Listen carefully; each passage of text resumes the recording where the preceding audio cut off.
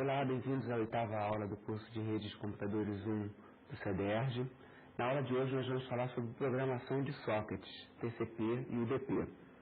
A gente está seguindo o livro-texto do professor Kurosi de Redes de Computadores e na aula de hoje nós vamos falar das seções 2.7 e 2.8 do capítulo 2, que tratam de programação de sockets com TCP e com UDP. Nós já falamos antes um pouquinho de sockets. Sockets basicamente é aquela interface entre o processo de aplicação e o sistema operacional. É através do socket que um processo de aplicação, uma aplicação é capaz de enviar e receber dados. É como se fosse uma porta por onde os dados passam do processo de aplicação para o sistema operacional. No sistema operacional vão ter variáveis que controlam esse socket e que dizem que tipo de socket a gente está usando. A gente vai ver que tem dois tipos de sockets principais: socket que usa o protocolo TCP e o socket que usa o protocolo UDP. Essa noção de sockets, esse conceito de sockets foi criado em 1981 com a primeira versão do BSD Unix em Berkeley. Os sockets precisam ser explicitamente criados pela aplicação cliente e pela aplicação servidor. Ele funciona com essa filosofia cliente-servidor, no sentido de que é necessário que exista um processo esperando para receber dados, enquanto que existe um outro processo cliente que vai enviar dados para esse processo servidor que está esperando para receber os dados. Então, quando você cria o socket, dependendo do tipo de socket, você tem que especificar que é um socket cliente ou um socket servidor. E se for um socket usando o protocolo UDP, que não é orientado à conexão, você cria sockets iguais, que são sockets do tipo datagrama. E o processo de leitura e escrita do socket é que vai indicar qual é o processo que está atuando como servidor e o processo que está atuando como cliente. Por exemplo, eu vou criar dois sockets iguais, só que quando um socket estiver bloqueado, esperando para ler algum dado daquele socket, ele está atuando como servidor, porque ele está ali esperando que algum outro processo de aplicação envie um dado para aquele socket. Os sockets são identificados por portas, que na verdade são números inteiros, e cada porta, como a gente já viu antes nos protocolos de correio eletrônico, de HTTP, cada socket tem uma porta específica onde o processo de aplicação espera receber dados. Então, o HTTP espera receber dados na porta 80, o SMTP espera receber dados na porta 25 e por aí vai, como a gente viu nas aulas anteriores. Existem dois tipos principais de sockets, então. O socket usando um serviço de datagrama não confiável através do protocolo UDP e o socket usando um serviço confiável, tipo TCP/IP, não orientado a datagrama, basicamente orientado a bytes, onde a gente vai ver em mais detalhes no próximo capítulo que o TCP faz todo o processo de controle de fluxo, controle de erro, controle de congestionamento através de um fluxo de bytes e não de um fluxo de pacotes. Então tudo é orientado a byte no protocolo TCP. Então, em resumo, o socket é uma interface entre o processo de aplicação e o sistema operacional. É como se fosse uma porta para a passagem dos dados, tanto para enviar quanto para receber dados através do mesmo socket. Então, você pode criar, o processo de aplicação pode criar um socket e através desse socket enviar e receber dados. O processo de aplicação com que ele está se comunicando, remoto, pode ser remoto numa outra máquina ou pode ser local na mesma máquina em um outro processo. As nossas máquinas são atualmente quase todas multitarefas, multiprocessos. Então, posso ter um processo de aplicação se comunicando com outro processo de aplicação na mesma máquina ou em máquinas diferentes através de uma rede de computador. O socket, então, pode usar o serviço TCP ou UDP. A gente vai começar agora a ter uma descrição mais específica de como se programar sockets usando o protocolo TCP. A ideia é que o TCP vai então transferir bytes, como eu falei anteriormente, todo o controle de fluxo, controle de congestionamento, controle de erro do TCP é orientado a bytes, os processos de aplicação vão enviar uma sequência de bytes para o socket, através do socket, para o sistema operacional, que vai ser enviado então através da rede para o socket de destino, no processo de aplicação de destino. Existem algumas variáveis de controle do socket. Então, por exemplo, o tipo de socket são sockets de servidor, são sockets de cliente, são sockets de TCP ou um socket de datagrama, é uma variável que está embutida dentro do sistema operacional. Ele controla que tipo de socket é. Além disso, ele vai controlar algumas variáveis internas ao protocolo. Por exemplo, o TCP precisa de buffers para a transmissão de dados, tanto no transmissor quanto no receptor. O tamanho do buffer é configurável através do socket também. Então, existem comandos específicos para, através do socket, você configurar o tamanho do buffer do transmissor do TCP, o tamanho do buffer do receptor do TCP. A gente vai ver que o protocolo de controle de congestionamento do TCP, ele é baseado no conceito de janelas, onde a janela é basicamente o número de bytes que pode estar em trânsito sem haver um reconhecimento positivo de que aqueles bytes foram recebidos. Então, efetivamente, o número de bytes em trânsito. E o tamanho dessa janela também é configurável através do socket. Então, existe uma série de variáveis que, quando a gente for ver os protocolos específicos TCP e UDP, a gente vai saber como configurá-las. E são configuráveis através dessa interface socket. Então, o socket serve também não apenas para enviar e receber dados, mas também para configurar parâmetros específicos do protocolo TCP ou UDP que você está usando.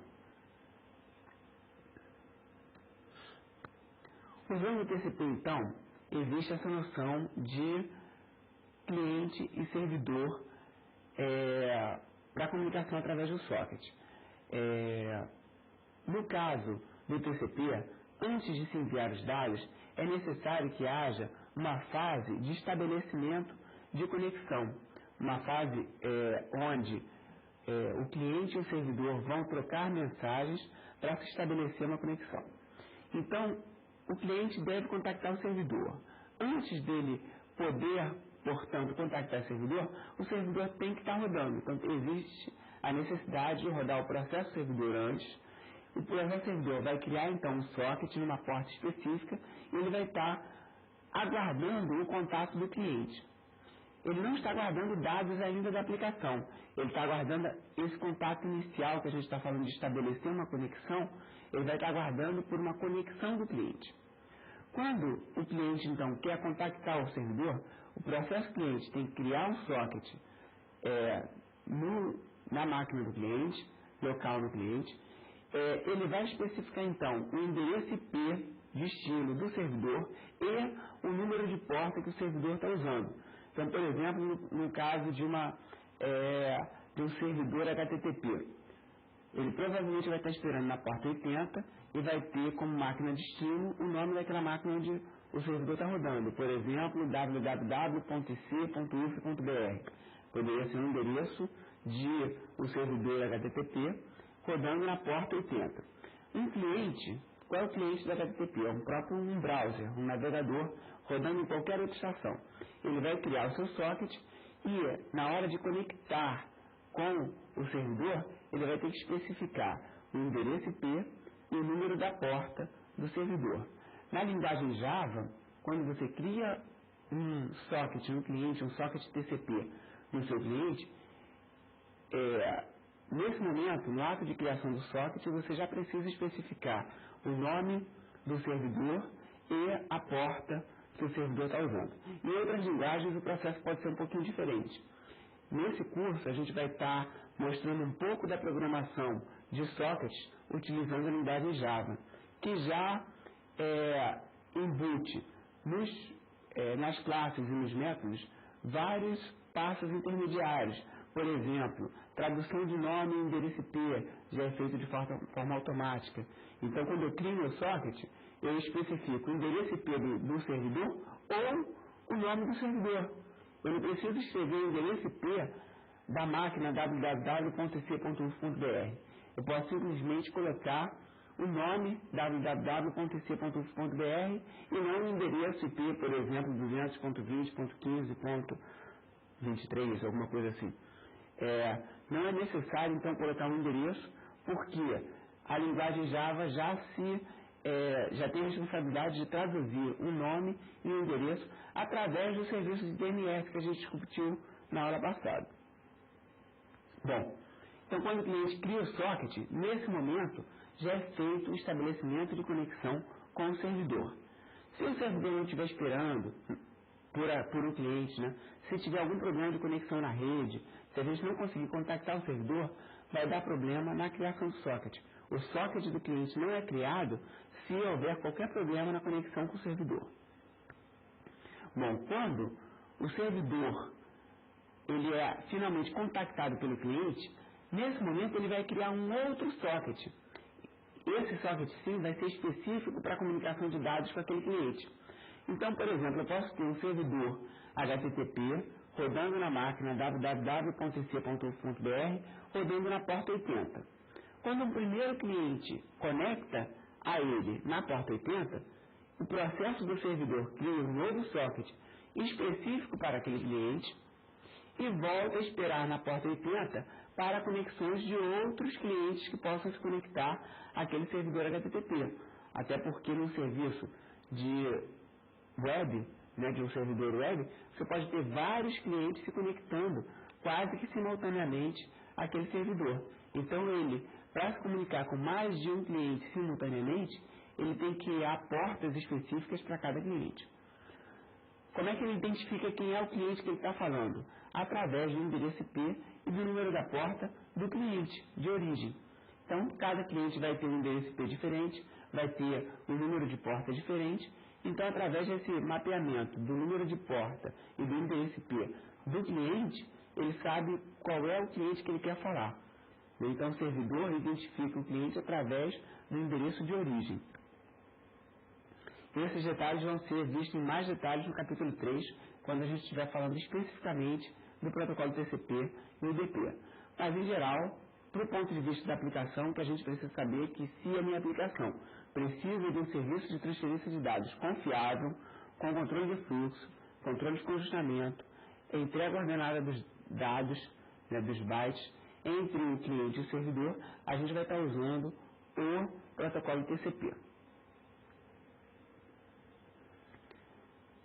No protocolo TCP, então, existe a necessidade de você ter um servidor rodando inicialmente, vai estar esperando por uma conexão de um socket cliente, de um processo cliente.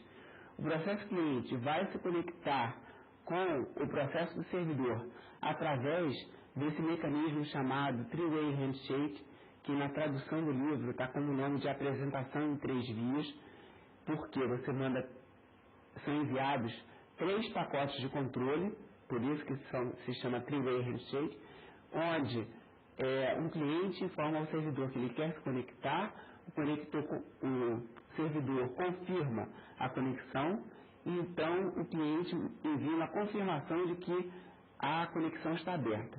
Nesse momento, já foi criado um novo socket para a transferência de dados, que nesse exemplo aqui está sendo chamado de Connection Socket. Então, nessa figura, a gente tem 2 sockets. Welcoming Socket, que é o socket de espera, que o servidor está esperando por uma conexão.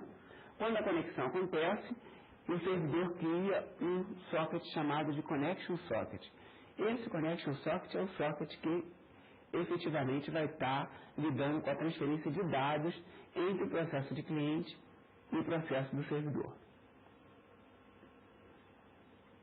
Bom, em Java, nós temos essa noção de streams, ou de fluxos de dados, fluxos de bytes. Em Java, em C++ também, em algumas linguagens. Então, o fluxo nada mais é que uma sequência de bytes, ou uma sequência de caracteres, que fluem de um processo para o outro. A gente vai estar usando essa noção de fluxo, porque o protocolo TCP também utiliza essa noção de fluxo de bytes. Mas, em geral, de forma geral, o fluxo pode ser tanto um fluxo de entrada, por exemplo, uma fonte de dados, como um teclado, está gerando dados para um processo de aplicação, que está recebendo aqueles dados. Então, o dado que é recebido do teclado vem através de um fluxo de entrada. Quando eu estou escrevendo dados no monitor, por exemplo, estou escrevendo caracteres no monitor, eu escrevo para um fluxo de saída. E aquele fluxo de saída para onde eu estou enviando os meus dados é enviado para o monitor, no caso do exemplo do monitor. Mas existem fluxos de dados de entrada e saída na placa de rede também. Quando eu quero enviar algum dado para a placa de rede, eu vou enviar através de um fluxo de saída.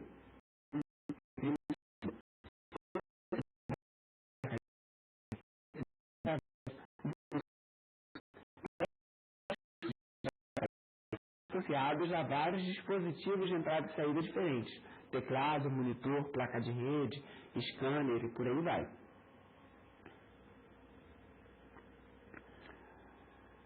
A gente vai, a partir desse slide, falar de um exemplo específico de programação de sockets utilizando o protocolo TCP, onde a gente vai ter uma aplicação cliente-servidor, onde um cliente vai ler dados de um teclado através de um fluxo de entrada chamado fluxo do usuário. Então, esse nome do usuário são os bytes que o usuário teclou no teclado. Tá? Esses bytes vão ser então recebidos pelo fluxo de entrada do usuário. O processo cliente vai pegar os dados que chegaram desse fluxo de entrada, vai enviar para um fluxo de saída que está no socket, que vai para a placa de rede, no socket que vai estar conectado a um servidor. O servidor vai receber esses dados que o cliente enviou. Então, o usuário escreve alguma coisa no teclado. Esses dados do teclado vão para o processo do cliente. O processo do cliente encapsula esses dados num pacote TCP, né, numa sequência de bytes do TCP, envia através do socket TCP para o processo do servidor. O servidor vai receber esses caracteres digitados, enviados pelo cliente, vai converter todos os caracteres recebidos de letra minúscula para letra maiúscula e vai enviar de volta para o cliente. O cliente vai então receber esses caracteres agora em letra maiúscula no socket de entrada, né, basicamente o mesmo socket, mas no fluxo de entrada desse socket. Esse fluxo de entrada vai ser chamado de do servidor. Então, qualquer dado que é recebido do servidor vai ser chamado de fluxo do servidor. E vai receber esses dados e vai imprimir na tela, vai imprimir no monitor a frase que o usuário teclou e possivelmente em letra minúscula, vai ser enviada para o servidor converte ela para letra maiúscula, envia de volta para o cliente e o cliente mostra ela na tela em letra maiúscula. É um exemplo simples, mas basicamente a ideia é que ele vai ter todos os mecanismos para geração de dados, transmissão dos dados, recepção dos dados e impressão dos dados na tela apresentados de forma genérica. Depois que esses comandos básicos forem entendidos, vocês não serão capazes de desenvolver qualquer aplicação cliente-servidor, porque vocês vão saber como enviar dados e como receber dados através de um socket TCP. E aí os dados que vocês quiserem implementar para a aplicação de vocês podem ser dados de um cliente-servidor HTTP, pode ser dados de uma aplicação de transferência de arquivos, pode ser dados de uma comunicação de voz. A aplicação pode ser a mais variada possível. Nesse exemplo simples, é simplesmente uma aplicação onde a entrada é o teclado, a saída é o próprio monitor e o único objetivo dessa aplicação é exemplificar o uso das classes e dos métodos em Java que são usados para transmissão e recepção dos dados. A interação, então, entre o cliente e o servidor, nesse exemplo que nós vamos falar, acontece de acordo com esses passos. O servidor tem que estar executando numa máquina específica, por exemplo, www.c.uf.br em uma porta específica. No nosso exemplo aqui, como a gente não tem uma máquina específica, a gente está usando o nome de nome host, que é o nome do hospedeiro. O servidor, então, precisa inicialmente criar um socket numa porta específica. Aqui nesse exemplo está chamado de porta X. As classes principais vão estar ilustradas aqui em vermelho. Nesse caso, a gente está criando um socket de recepção utilizando a classe Server Socket da linguagem Java. Os parâmetros da classe, no caso desse construtor, e os parâmetros dos métodos, nesse slide eles estão omitidos para simplificar o slide, mas nos próximos slides a gente vai mostrar os códigos com os parâmetros completos. Então, basicamente, nesse primeiro processo, o primeiro passo, é criado um socket e vai se utilizar a classe Server Socket da linguagem Java. Nesse momento, o socket está criado e o processo de aplicação precisa esperar por pedidos do cliente. Ele vai esperar por pedidos do cliente, então vai estar aguardando a chegada de um pedido de conexão através do método accept da classe Server Socket. Então a gente tinha aquele socket chamado de socket recepção. Quando a gente chama socket recepção.accept, o processo de aplicação do servidor vai ficar bloqueado nesta linha, neste comando, esperando, aguardando por um pedido de conexão. Quando eventualmente o pedido de conexão chegar, vai ser criado um novo socket. E esse novo socket nessa linha aqui está sendo chamado de socket conexão. O socket conexão ele é criado, portanto, automaticamente a partir do método accept da classe Server Socket. E essa linha, o processo de aplicação só passa dessa linha quando chegar um pedido de conexão de um cliente. Se o pedido não chegar, o processo de aplicação fica bloqueado nesta linha até que chegue um pedido de conexão. Então, em geral, no desenvolvimento de uma aplicação de rede, como essa chamada de métodos, por exemplo, do accept, é uma chamada bloqueante, onde o processo fica bloqueado naquela linha, esperando por um evento externo, ou seja, esperando por um pedido de conexão de um cliente, é comum a gente usar uma programação com múltiplos threads, com múltiplas tarefas, onde uma tarefa fica responsável pela recepção de dados, ou seja, pelos métodos bloqueantes. Então, no caso aqui, o método accept teria que estar numa thread específica para esperar conexões. E você poderia ter outras threads para outros eventos, por exemplo, interações com o usuário, um menu com o usuário, algum outro tipo de evento. Então é comum a gente estar utilizando uma programação com múltiplas threads. Mas a gente não vai estar abordando esse aspecto de múltiplas tarefas nesse exemplo de programação. A gente vai estar basicamente comentando como é o processo de estabelecimento de conexão, envio e recepção de dados através dos sockets. A parte de múltiplas tarefas vai ser específica de outras disciplinas de sistema operacional, onde vocês vão aprender a programar com múltiplas tarefas. Bom, mas em resumo, voltando aqui para nosso pedido de conexão, o servidor então já criou o socket, que é chamado de socket recepção, através da classe Server Socket. Depois ele invoca o método accept, que é um método bloqueante, que vai estar ali parado, esperando, aguardando uma conexão do cliente. Quando essa conexão acontecer, vai ser criado um socket chamado socket de conexão. Do lado do cliente, o cliente vai criar um socket, e quando ele cria esse socket, ele já tem que especificar como parâmetros o nome do hospedeiro, por exemplo, www.ic.uf.br, e a porta onde o processo do servidor está rodando, por exemplo, a porta 80. No nosso exemplo aqui, a gente está falando de nome host, de nome de hospedeiro, e porta X, que é a porta onde o nosso processo de servidor de exemplo está rodando. Nesse momento, já é estabelecida a conexão. E, tendo sucesso nesse estabelecimento da conexão, o que eu quero dizer com tendo sucesso? Pode ser que não haja conectividade entre cliente e servidor. Pode ser que o processo servidor não esteja rodando naquele momento. Bom, se tudo estiver certo, o processo servidor vai estar rodando, você tem conectividade para aquele servidor, o socket é estabelecido e a partir desse momento, as comunicações Do lado do servidor vão utilizar o socket de conexão e do lado do cliente vão usar o socket chamado socket client, ou socket cliente. Observa que o método, a classe que foi usada do lado do cliente, não é a classe server socket, é uma classe chamada de apenas socket.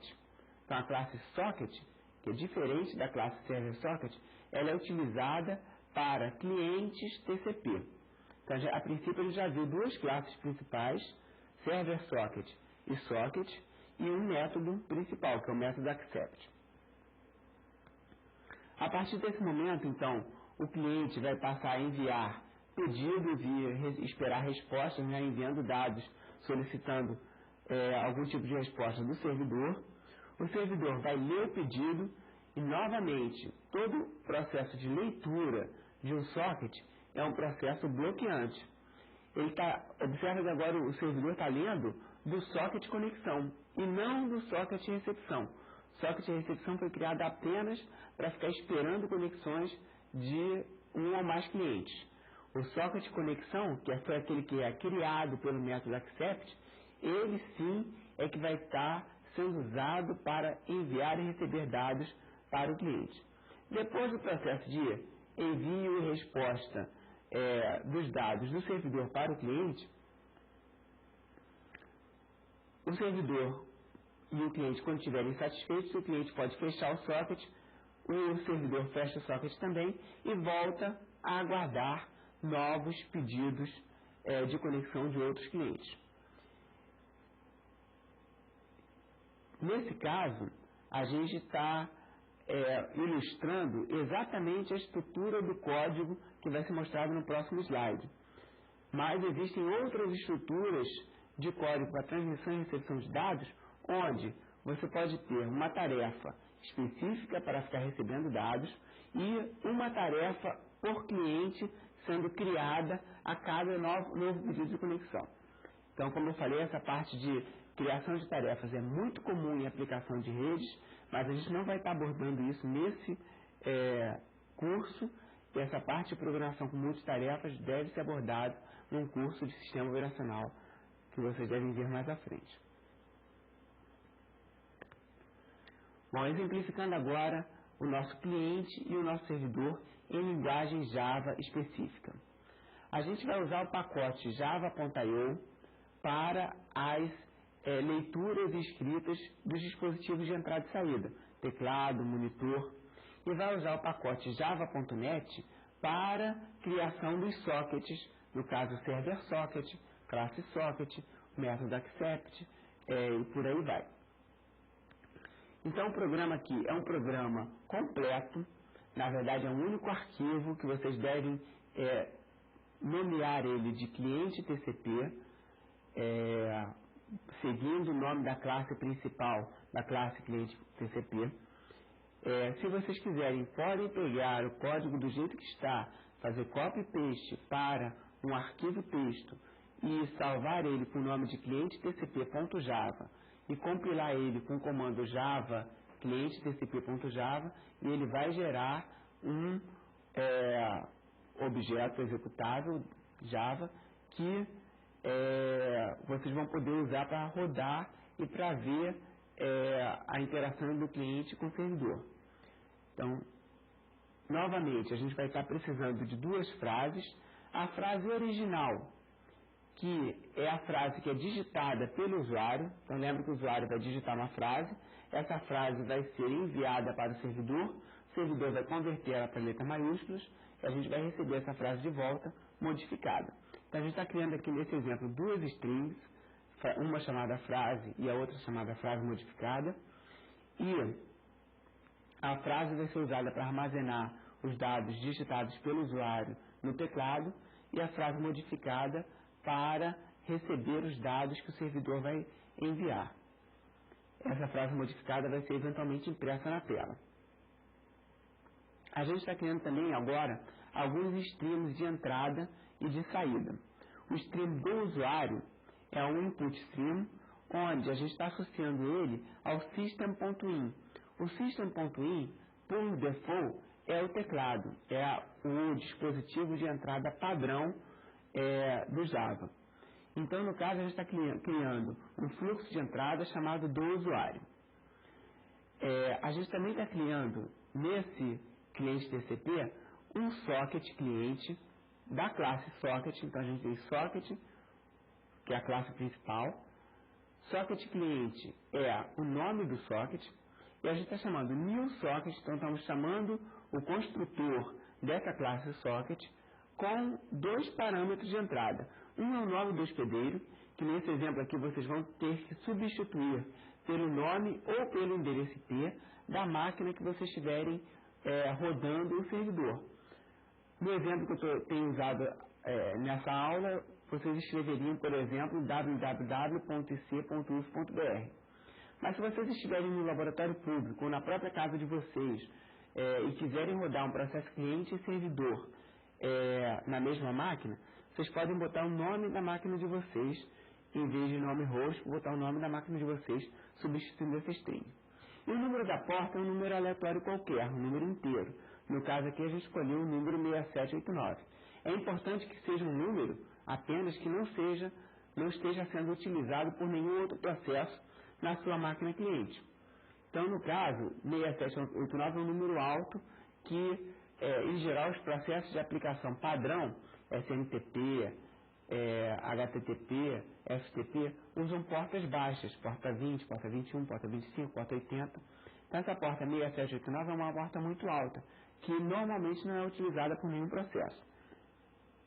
Então, é importante a gente escolher o número de uma porta. A gente não está assumindo que existe um processo, servidor, rodando na máquina nome host, na porta 6789. Se tudo der certo, a próxima linha, a gente vai para a próxima linha. Se houver qualquer erro, vai ser gerada uma exceção da aplicação Java. E essa exceção pode indicar que não tem conectividade para o servidor não está rodando, a porta não está sendo utilizada, algum tipo de erro que possa ter acontecido na conexão com o servidor. Mas se tudo estiver certo, a gente vai para a próxima linha. E a próxima linha está criando um fluxo de saída chamado para servidor. E observa que esse para servidor está associado ao socket cliente.getOutputStream.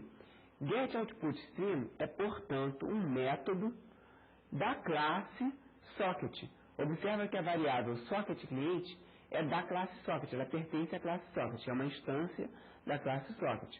Então, esse objeto socket cliente, quando a gente invoca o método getOutputStream, a gente vai estar criando um fluxo de saída para aquele socket. Então, agora observa que eu já tenho o fluxo de entrada, que é do usuário, que são os dados do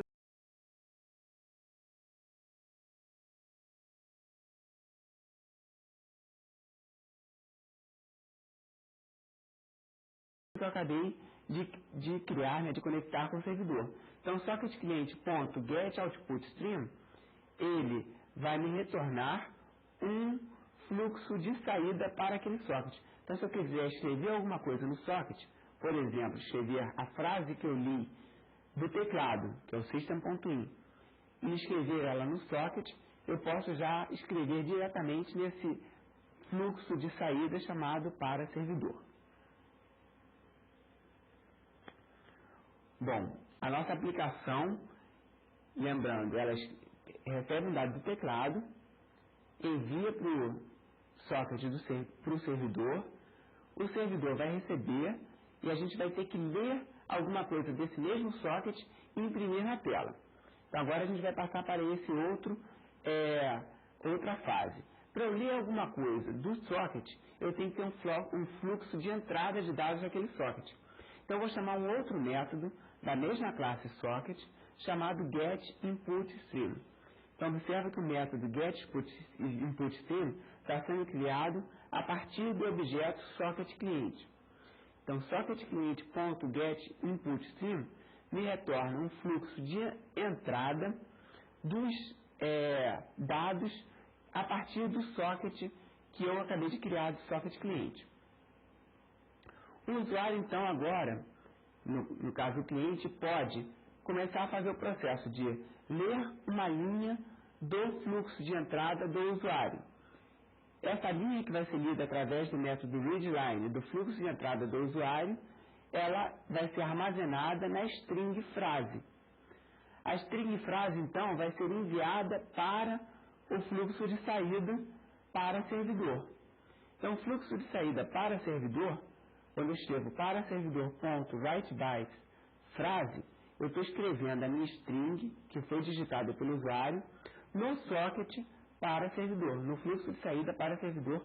Então, vai ser enviado pela conexão que foi estabelecida através do socket cliente para o servidor. Do lado do cliente agora, a única coisa que ele tem que fazer é esperar o servidor retornar aquela mesma frase modificada. Então, a próxima linha vai ler o que o servidor está enviando. Então, frase modificada igual a do servidor.readLine, eu estou lendo uma linha, usando o método readLine, do fluxo de entrada associado ao socket cliente, cujo nome é do servidor.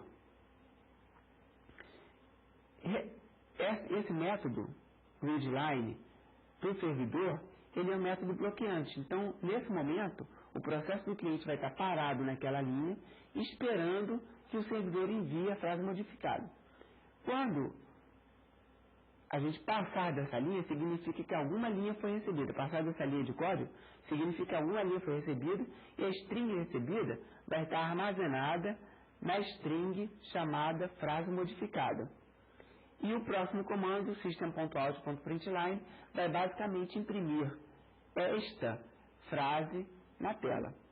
E com isso a gente acabou o nosso processo, nosso exemplo, né? A gente fecha o socket chamando o método close da classe socket. E a partir do momento que a gente chama o método close, o socket é fechado e a aplicação cliente termina. Do lado do servidor, então, a gente tem que lembrar que tem que ter um processo de servidor rodando antes, um socket esperando por uma conexão de um cliente, depois é criado aquele socket que vai ser usado para a transferência de dados com o cliente, e então a transferência de dados vai ocorrer. Nessa aplicação, novamente, o servidor vai estar esperando receber dados do usuário, vai receber uma frase, vai converter ela para letra maiúscula e depois vai enviar de volta para o cliente. A gente novamente vai estar usando o pacote Java.io para escrita e leitura dos dispositivos de entrada e saída, teclado, monitor. Vai estar usando o pacote Java.net para criação dos sockets, no caso aqui do server socket e do socket do cliente. E a gente tem duas frases que estão sendo criadas aqui, duas strings, uma chamada frase cliente, que é a frase que é recebida, que vai ser convertida na outra string, que é chamada de frase em maiúsculas. Então, frase em maiúsculas é a mesma frase recebida do cliente, convertida para letras maiúsculas. Nessa próxima linha, a gente tem um socket chamado socket recepção, da classe server socket, sendo criada nessa máquina. Então, eu não preciso passar o nome da máquina do hospedeiro, porque o servidor já é a própria máquina onde o processo está rodando. Mas eu tenho que especificar qual é a porta que ele vai estar rodando. E como a gente usou no cliente 6789, o servidor vai estar rodando na porta 6789 também. Lembra de que quando você estiver fazendo isso em casa, se você quiser rodar os dois programas, cliente-servidor, cliente TCP e servidor TCP na sua máquina, tem que rodar o processo servidor TCP antes, primeiro. Bom, depois aqui a gente está entrando no loop infinito, while true. Então, sempre que for verdade, vai ficar nesse loop infinito, onde a primeira linha já é uma linha bloqueante, que é chamada de socket conexão, é um novo socket, da classe socket. Essa classe socket é a mesma classe socket que o cliente usou. Então, vai ter os mesmos métodos para transmissão de dados, para recepção de dados, para criação de input stream, de output stream, né? Então, são os mesmos métodos que eram, no caso, get input stream, get output stream, que a gente viu no slide anterior. O socket de conexão, então, ele é criado a partir do método accept da classe server socket. No caso aqui, o objeto socket recepção, que é uma instância da classe server socket, está invocando o método socket. o método accept. Então, socket recepção, que é uma instância da classe server socket, vai invocar o método accept. Esse método é bloqueante, vai ficar esperando um cliente se conectar. Quando o cliente se conectar ao servidor, o método vai então executar, vai gerar um novo socket e vai chamar esse socket de socket conexão, e esse vai ser o socket que a gente vai estar utilizando para ler e escrever dados para o cliente. Bom, novamente a gente vai estar criando os fluxos de entrada e saída do cliente e para cliente. No caso do cliente, é um fluxo de entrada, usando o método getInputStream da classe socket, exatamente igual ao getInputStream da classe socket que a gente usou do lado do cliente. E vamos estar criando também um fluxo de saída chamado para cliente, usando novamente o método getOutputStream da classe socket. Então a gente vai estar chamando socket conexão, objeto socket conexão, instância da classe cliente. Invocando o método getOutputStream, cria-se um fluxo de saída para aquele socket. Aí agora ficou simples o processo do servidor, porque basicamente ele tem que esperar receber uma linha do cliente. Então ele tem o stream de entrada do cliente, ponto readline, é um método bloqueante, está esperando uma linha do cliente. Só vai sair dessa linha de código e passar para a próxima quando o cliente enviar uma linha. Vou ler essa linha, frase cliente, vou converter ela para maiúsculo utilizando um método da classe string chamado toUpperCase. O toUpperCase converte aquela frase do cliente em uma frase em maiúsculos, ele está retornando essa frase modificada para a string de frase em maiúsculas, e agora eu vou enviar essa string de volta para o cliente utilizando o método writeBytes. Então eu tenho para cliente, que é um fluxo de saída para o socket, ponto writeBytes, frase em maiúsculas, e aí com isso eu estou finalizando o processo de receber uma string, convertir para maiúsculo e enviar de volta para o cliente.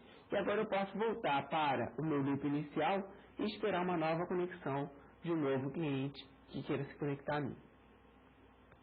Com isso a gente conclui a parte de programação em sockets utilizando o protocolo TCP. Basicamente de importante, a gente viu que existem duas classes diferentes, a classe Server Socket e a classe Socket, o método accept, que fica esperando por conexões de um cliente, o construtor do cliente tem que especificar qual é o nome do hospedeiro do servidor e a porta do servidor, o construtor do servidor tem que especificar a porta que ele está rodando, e a gente vai utilizar métodos básicos de entrada e saída, read, write, readline, e de criação de fluxo de entrada e saída, getInputStream, getOutputStream, da classe socket, para enviar e receber dados do socket criado. Então, com isso, essa é a base para você passar a desenvolver qualquer aplicação de rede utilizando o protocolo TCP. A partir de agora, a gente vai estar então olhando como que é a programação de sockets utilizando o protocolo UDP, aquele que não é orientado à conexão, não é confiável, né? Então não vai ter aquela fase inicial de estabelecer conexão. Como é que funciona? O protocolo UDP, ele não tem esse conceito de uma conexão específica com o servidor. Basicamente, processos de aplicação utilizando o protocolo UDP podem enviar mensagens, enviar dados que são chamados de datagramas para qualquer outro processo que esteja esperando receber dados, que atue como um servidor, mas sem existir a necessidade de estabelecer uma conexão antes. Então não existe aquela fase inicial de handshake, não existe um socket de recepção específico para ficar só recebendo conexões, porque não existe conexão, então basicamente eu crio o socket e já posso enviar dados imediatamente. Para cada envio de dados, o receptor tem que explicitamente colocar o endereço IP e o número de porta de destino. Então, posso ter um único socket e enviar dados para o usuário 1, depois enviar dados para o usuário 2, enviar dados para o usuário 3, através do mesmo socket. Por quê? Porque esse socket não está conectado a nenhum outro socket específico. Eu posso utilizar um único socket para enviar e receber dados de múltiplos clientes. E para eu enviar e receber dados de clientes diferentes, eu tenho que especificar sempre o endereço IP e o número de porta que deve ser usado naquela comunicação. O importante do protocolo UDP, como a gente já comentou anteriormente, é que ele não é orientado à conexão, não é confiável, não faz retransmissão de pacotes, não faz controle de fluxo, não faz controle de erro, pacotes podem ser perdidos, você pode ter pacotes sendo recebidos fora de ordem e por aí vai. Então, o UDP, do ponto de vista da aplicação, é um protocolo que provê um serviço não confiável de dados entre o cliente e o servidor. E é basicamente utilizado por aplicações que toleram algum tipo de erro, toleram falhas, não toleram muito atraso. Então, aplicações de tempo real, aplicações multimídia, costumam usar o protocolo UDP. As interações, novamente, do cliente e do servidor, utilizando o UDP. É necessário que o servidor esteja rodando, novamente, na máquina nome host, numa porta específica, no caso aqui a porta X, e que esteja esperando dados serem recebidos de algum cliente. Então, no caso, a gente vai estar usando a classe Datagram Socket. Essa classe Datagram Socket está indicando que nós estaremos utilizando o protocolo UDP no sistema operacional para transferência de dados nesse protocolo específico, nessa aplicação específica. E depois disso a gente vai estar lendo e recebendo dados desse socket específico. No caso aqui a gente vai estar bloqueado, esperando para ler alguma coisa do socket servidor. O cliente, do lado dele, vai criar um socket também da mesma classe, Datagram Socket, então os sockets são exatamente iguais, e vai ter que especificar o nome do hospedeiro e a porta na hora de enviar os dados utilizando esse socket cliente para o servidor. O servidor vai ler então os dados, vai processar uma resposta, enquanto isso o cliente tem que estar bloqueado, esperando para ler uma resposta do mesmo socket cliente. Então o servidor então escreve a resposta, o lado do cliente tem que estar esperando por aquela resposta antes. Na hora que o servidor escreve a resposta, ele vai escrever essa resposta para quem? Então ele vai extrair o número de endereço IP e o número da porta do próprio datagrama que ele recebeu anteriormente. Então quando ele recebe um pedido, vai vir de alguém, veio do cliente. Então qual é o nome do cliente? Qual é a porta que o cliente está usando? Estão embutidos no próprio datagrama. Então, extraindo o nome do cliente, o endereço IP e a porta do cliente do datagrama, ele pode enviar uma mensagem de volta para o cliente. O cliente então recebe aquela resposta, joga para a tela, no caso da nossa aplicação, né? Envia a frase, recebe ali em maiúscula, joga para a tela e fecha o socket. Fechou o socket está fechado, o servidor pode voltar para ficar esperando outros dados de outros datagramas, né? De outros clientes. O processo, então, né, de uma forma geral, do lado do cliente, novamente a gente vai ter um fluxo de entrada que vem do teclado. Então o usuário escreve algum dado no teclado, vai para o fluxo de entrada que é chamado de do usuário, vai ser criado não um fluxo de saída, mas utilizado um método para transmitir através do socket para o servidor aquela frase que o cliente escreveu. Observe que agora existe uma pequena diferença, que como o protocolo UDP ele é orientado a datagramas, não existe a solução de fluxo de bytes. Então não se cria um fluxo de entrada e saída quando se utiliza o protocolo UDP. A gente vai basicamente escrever pacotes inteiros. E um pacote é como se fosse uma entidade única. Eu não tenho como receber meio pacote, né? No caso de bytes, eu tinha como receber 1 byte, 2 bytes, 10 bytes e por aí vai. No caso do pacote, eu vou sempre receber um pacote inteiro. E esse pacote contém N bytes, que são associados aos N caracteres que o usuário teclou no teclado. E eu vou receber pacotes também, um pacote UDP, um datagrama UDP completo, e vou imprimir ele no monitor. Como é que é o código disso em Java? Muito parecido com cliente e servidor TCP, exceto pela parte de fluxo de dados, né, fluxo de entrada, fluxo de saída, do socket, porque agora quando a gente está usando um socket do tipo datagrama não existe esse conceito de fluxo. Mas ainda existe o fluxo de entrada e saída para teclado monitor, né? Então, nosso código do cliente Java UDP. A gente vai estar, novamente, utilizando o pacote java.io para escrever e ler do teclado, ler do teclado e escrever no monitor. Vamos estar utilizando o pacote java.net para ler e escrever do socket e para criar o socket, né, para ter acesso à classe Datagram Socket. Na próxima linha a gente está criando um fluxo de entrada, que é o fluxo de entrada que vem do teclado. Essa parte é igualzinha à parte de programação com TCP. A gente vai estar associando o teclado, que é o system.in, que é a entrada padrão, ao fluxo de entrada do usuário.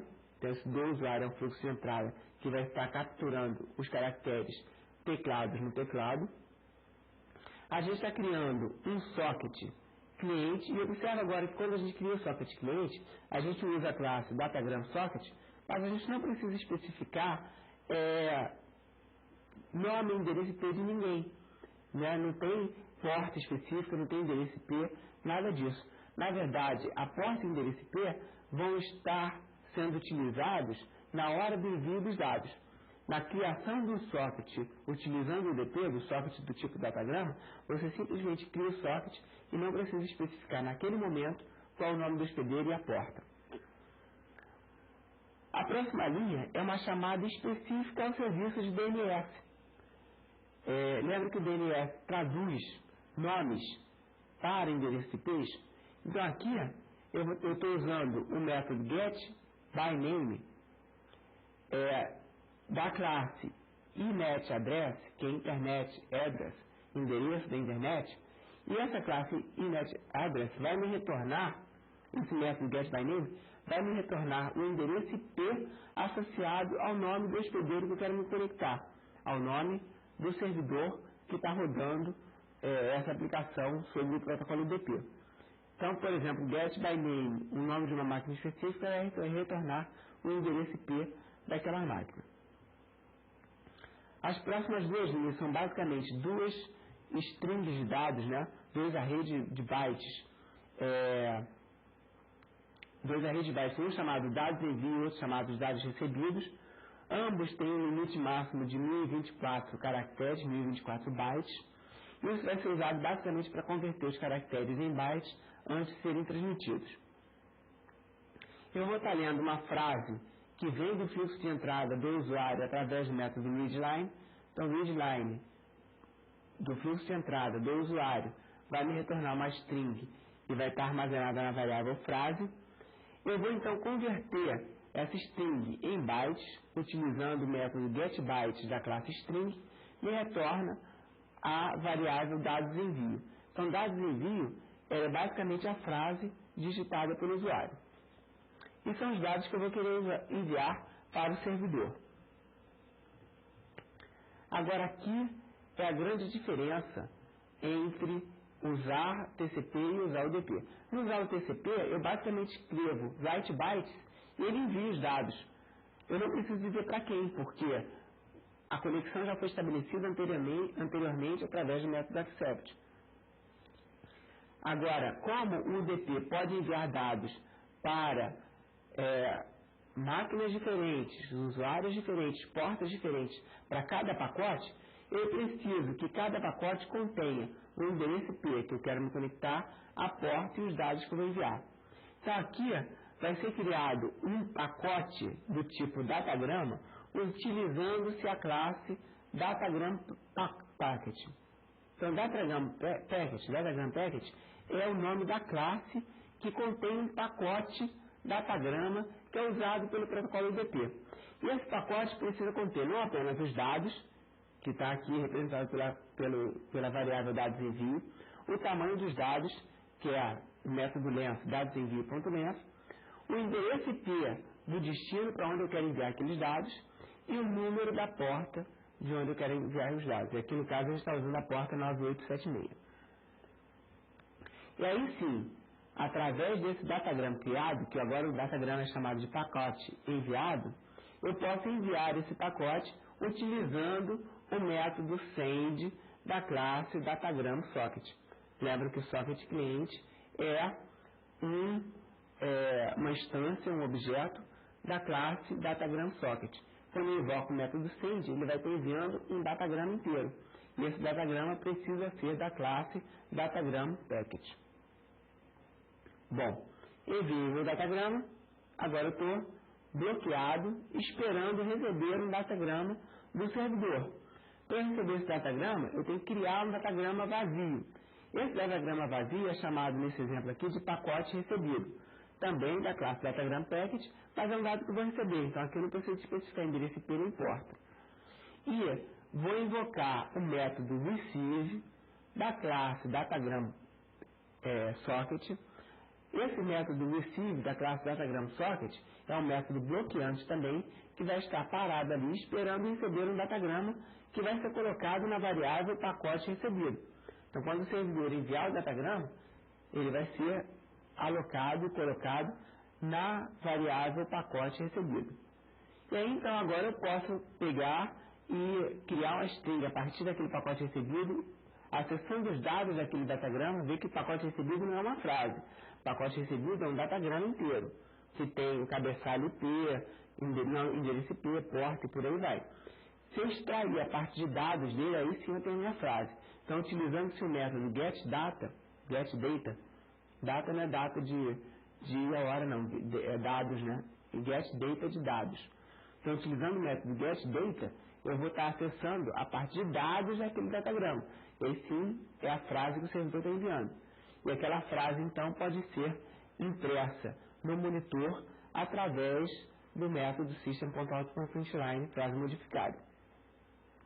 E com isso, termina esse processo do cliente. A gente pode fechar o socket novamente utilizando o mesmo método, o método close, agora da classe datagram socket, e o socket está fechado, o processo é terminado. O cliente recebeu um dado do teclado, enviou para o servidor, recebeu um datagrama do servidor, converteu, né, extraiu a parte de dados daquele datagrama, que é a frase, monostring, frase modificada, imprimiu na tela e terminou o processo.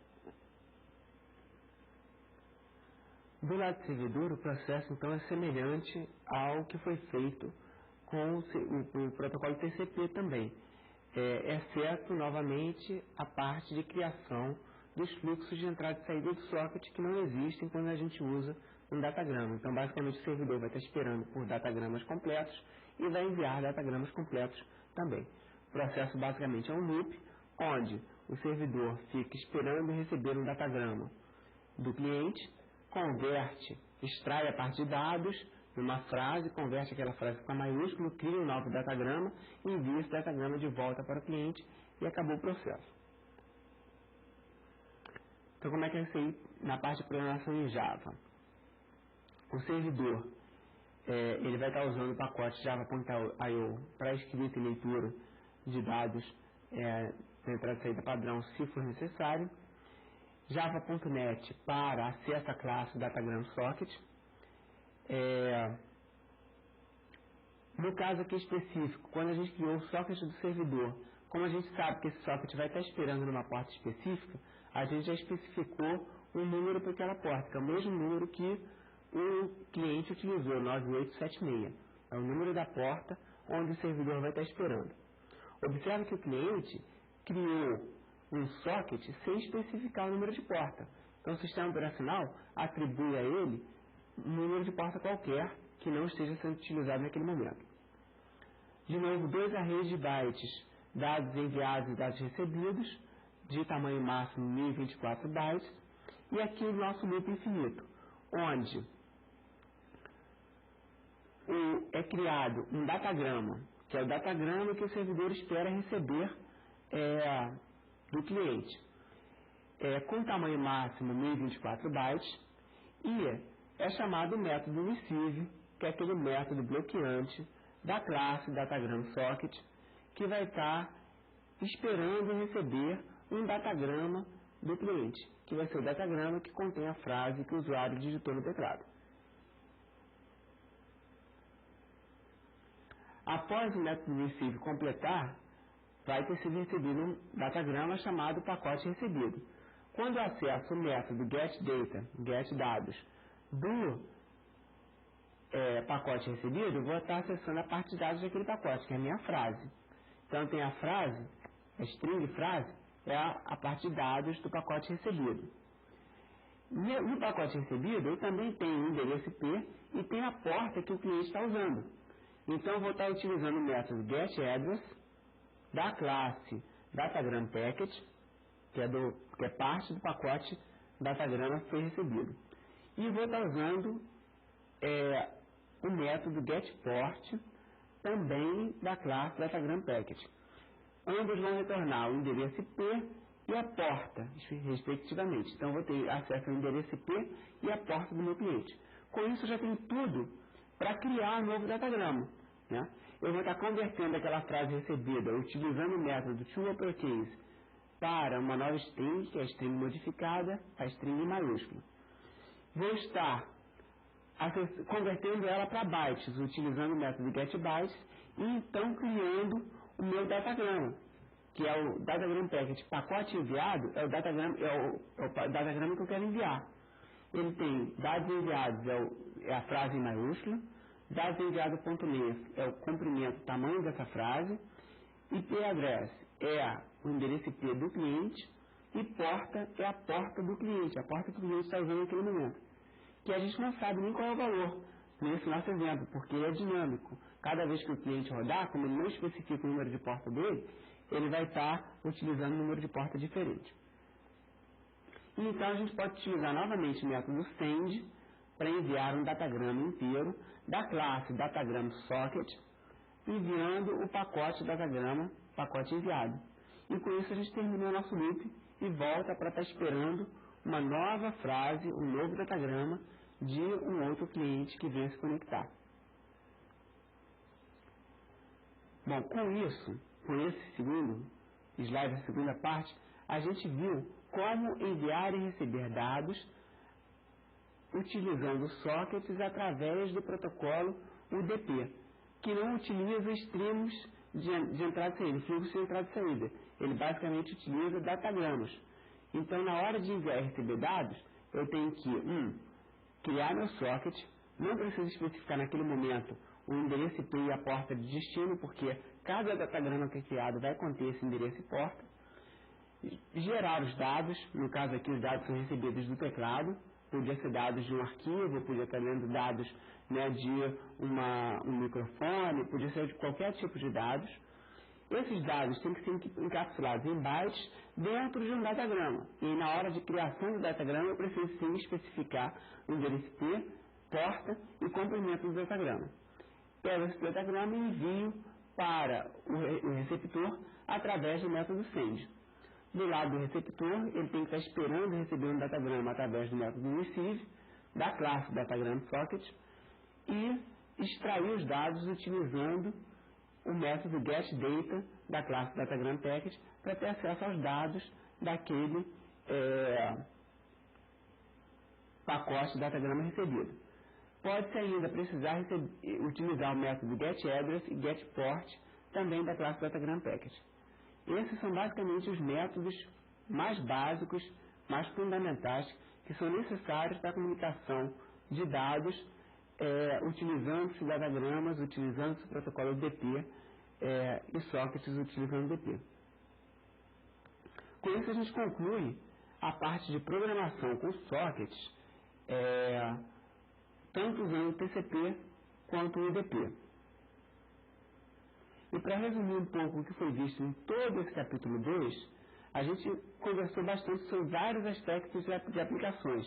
As arquiteturas, cliente-servidor, peer-to-peer, arquiteturas híbridas, os requisitos, né, e a parte de desempenho das aplicações, o impacto da vazão, do atraso, os modelos de serviço da internet orientado à conexão confiável, né, e não orientado à conexão não confiável, como o TCP e o UDP, vários protocolos, HTTP, SMTP, FTP, a parte de DNS, aplicações peer-to-peer, né, e na aula de hoje cobrimos a parte de programação com sockets. Mais importante do que ter visto todos esses aspectos da camada de aplicação foi aprender sobre os protocolos, né, e o que são protocolos, como que eles são implementados. Então, quando a gente falou de SMTP, falou de HTTP, falou do DNS, falou de FTP, a gente viu várias formas diferentes que os protocolos têm para enviar e receber dados entre si, né? Em geral, tem sempre essa noção de estar se enviando um pedido, esperando por uma resposta, com algum tipo de código de status, deu tudo ok, ou deu algum problema.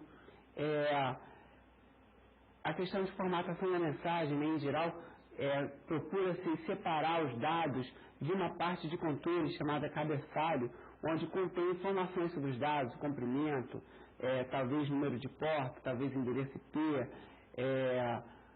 vários, né, o tipo do dado que é transmitido. Então, cada protocolo tem a sua forma específica de especificar o formato das mensagens que ele troca entre si, né? A gente viu que as mensagens podem ser enviadas juntos com os dados, ou chamado na banda, né, na mesma banda dos dados, ou fora da banda dos dados, como é feito, por exemplo, com o protocolo FTP, que utiliza uma conexão para dados e uma conexão para controle. Vimos que os protocolos podem ser centralizados ou distribuídos, principalmente na questão de peer-to-peer. Podem manter estado ou não. Em geral, é mais escalável quando não se mantém estado, porque se tiver que manter estado, em geral, o protocolo não escala muito, é um protocolo mais pesado. Transferências de dados podem ser confiáveis ou não através dos protocolos TCP e UDP. E a grande filosofia da internet, de sempre estar movendo a complexidade dos protocolos para a borda da rede. E estando na borda da rede, você tem uma possibilidade maior de ter um protocolo mais escalável.